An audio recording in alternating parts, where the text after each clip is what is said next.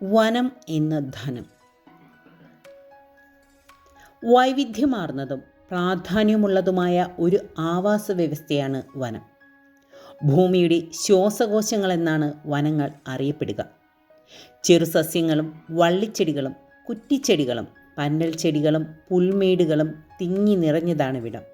നിത്യഹരിത വനമായും ഇലപൊഴിയും കാടുകളായും മഴക്കാടുകളായും ഭൂമിക്ക് തണലൊരുക്കുന്ന ഇവ ലക്ഷക്കണക്കിന് പക്ഷിമൃഗാദികളും ചെറുജീവികളും പ്രാണികളും ഇഴജന്തുക്കളും ശാന്തമായി ഒഴുകുന്ന തടാകങ്ങളും ചതുപ്പുകളും സുന്ദരമായ പുൽമേടുകളും തല ഉയർത്തി നിൽക്കുന്ന പലവിധ മലകളും കുന്നുകളും കരിമ്പാറക്കൂട്ടങ്ങളുമൊക്കെ ചേർന്ന അത്യത്ഭുത ലോകമാണ്.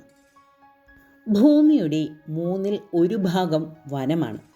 ജൈവ വൈവിധ്യത്തിൻ്റെ കലവറയായ ഈ ഭൂഭാഗമാണ് ഭൂമിയെ മനുഷ്യവാസമാക്കുന്നതിലെ മുഖ്യ ഘടകം. മണ്ണിനെ ജൈവസമ്പുഷ്ടവും ഭൂമിയെ ജലസമ്പന്നവുമാക്കുന്നതിൽ വനത്തിൻ്റെ പങ്ക് വളരെ വലുതാണ്.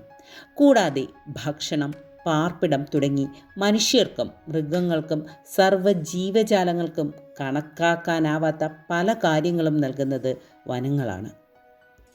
വനവും മനുഷ്യരും മറ്റ് ജീവജാലങ്ങളും പരസ്പര പൂരകങ്ങളായി ജീവിക്കുമ്പോഴാണ് പ്രകൃതിയുടെ സന്തുലനാവസ്ഥ നിലനിർത്താൻ സാധിക്കുക. കാടായിരുന്നു മനുഷ്യൻ്റെ ആദ്യ തറവാടെന്നാണ് പൊതുവെ പറയുക. മനുഷ്യൻ്റെ നിലനിൽപ്പിനെ പ്രത്യക്ഷമായും പരോക്ഷമായും വനങ്ങൾ സ്വാധീനിക്കുന്നുണ്ട്. നമ്മുടെ ജീവവായുവായ ഓക്സിജൻ നൽകുന്നതിൽ മരങ്ങൾ നൽകുന്ന പങ്ക് നമുക്കറിയാം. ആഗോള താപനത്തിൽ നിന്ന് ഭൂമിയെ സംരക്ഷിച്ചു നിർത്തുന്നതിലും വനങ്ങൾ വഹിക്കുന്ന പങ്ക് ചെറുതല്ല. കാലാവസ്ഥ വ്യതിയാനം ലോകത്തിന് തന്നെ ഭീഷണിയായി മാറുന്നതിൻ്റെ പ്രധാന കാരണങ്ങളിലൊന്നാണ് വനനശീകരണം. ജൈവവൈവിധ്യസമ്പന്നമായ വനങ്ങൾ ഇന്ന് നാശത്തിൻ്റെ പാതയിലാണ്. ജീവജാലങ്ങൾ വംശനാശ ഭീഷണി നേരിടുന്നു. മനുഷ്യൻ്റെ അനിയന്ത്രിതമായ ഇടപെടലാണ് ഇതിൻ്റെ പ്രധാന കാരണം. മണ്ണൊലിപ്പ് തടഞ്ഞ് മണ്ണിൻ്റെ വളക്കൂറ് കാത്തുസൂക്ഷിക്കുന്നത് മണ്ണിൽ പടരുന്ന സസ്യവേരുകളാണ്. ഓരോ മരവും വെട്ടിമുറിക്കപ്പെടുമ്പോൾ, വനങ്ങൾ കയ്യേറുമ്പോൾ ജീവൻ്റെ നിലനിൽപ്പാണ് ഇല്ലാതാകുന്നതെന്ന് നാം ഓർക്കണം. പൊന്മുട്ടയിടുന്ന താറാവിൻ്റെ കഥ പോലെയാണ് വനനശീകരണവും. നിരന്തരമായ ആവാസ വ്യവസ്ഥയിന്മേലുള്ള മനുഷ്യൻ്റെ കടന്നുകയറ്റം അവിടെയുള്ള അനേകം ജീവജാലങ്ങൾക്ക് ഭീഷണിയാകുന്നു.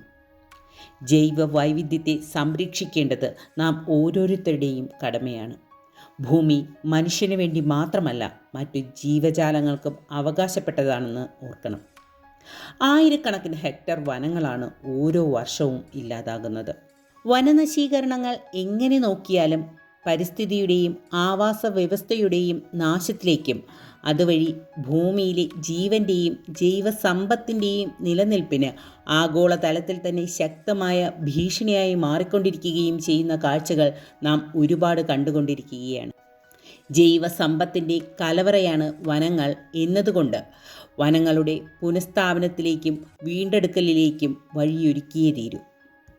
വനവൽക്കരണം പ്രകൃതിയുടെയും ജീവജാലങ്ങളുടെയും നിലനിൽപ്പിന് അനിവാര്യമാണെന്ന് മനസ്സിലാക്കി ഒരു സാമൂഹ്യ ജീവി എന്ന നിലയിൽ ഇനിയെങ്കിലുമുള്ള പച്ചപ്പിനെ പിടിച്ചു നിർത്താൻ നമുക്ക് കഴിയണം. സസ്യജന്തുജാലങ്ങളെ അതിൻ്റെ സ്വാഭാവിക ആവാസ വ്യവസ്ഥയിൽ സംരക്ഷിക്കുന്നതിനായി ദേശീയോദ്യാനങ്ങൾ, വന്യമൃഗ സങ്കേതങ്ങൾ തുടങ്ങി അനേകം വനം വന്യജീവി സംരക്ഷണ പ്രവർത്തനങ്ങൾ സർക്കാർ തലത്തിൽ നടപ്പിലാക്കി വരുന്നുണ്ട്. ഇവയെ നശിപ്പിക്കാതെ നാം പ്രോത്സാഹിപ്പിക്കുകയും സംരക്ഷിക്കുകയും വേണം. അതോടൊപ്പം വനങ്ങൾ മാലിന്യമുക്തമാക്കുകയും പ്രകൃതിയോടിണങ്ങിയുള്ള ജീവിതം ശീലമാക്കുകയും വേണം. കൂടാതെ സസ്യങ്ങൾ നട്ടും സംരക്ഷിച്ചും വനസംരക്ഷണത്തിൽ പങ്കാളികളായും വനസംരക്ഷണ നിയമങ്ങൾ പഠിച്ചും പ്രാധാന്യം തിരിച്ചറിഞ്ഞും ഈ ഭൂമിയുടെ നിലനിൽപ്പിനായി നമുക്ക് വിവേകപൂർവ്വം പ്രവർത്തിക്കാം. നന്ദി.